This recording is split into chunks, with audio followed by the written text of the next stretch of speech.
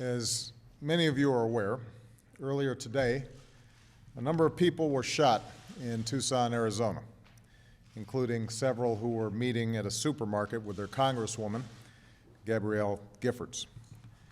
We are still assembling all the facts, but we know that Representative Giffords was one of the victims.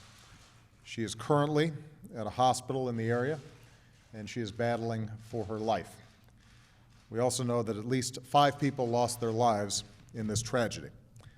Among them were a federal judge, John Roll, who has served America's legal system for almost 40 years, and a young girl who was barely 9 years old. I've spoken to Arizona Governor Jan Brewer and offered the full resources of the federal government.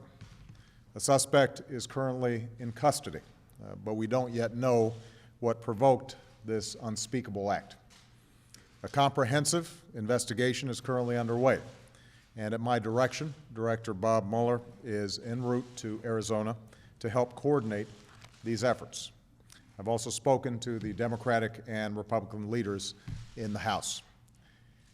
Gabby Giffords was a friend of mine. She is not only an extraordinary public servant, but she is also somebody who is warm and caring.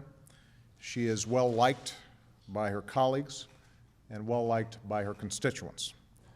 Her husband, Mark Kelly, is a Navy captain and one of America's valiant astronauts.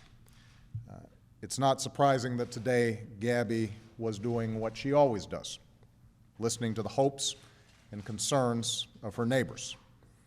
That is the essence of what our democracy is all about. That is why this is more than a tragedy for those involved. It is a tragedy for Arizona and a tragedy for our entire country. What Americans do at times of tragedy is to come together and support each other. So at this time, I ask all Americans to join me and Michelle in keeping all the victims and their families, including Gabby, in our thoughts and prayers. Those who have been injured, we are rooting for them. And I know Gabby is as tough as they come. And I am hopeful that she's going to pull through. Obviously, our hearts go out to the family members of those who have been slain. We are going to get to the bottom of this, and we're going to get through this.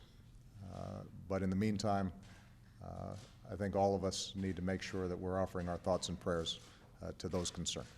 Thank you.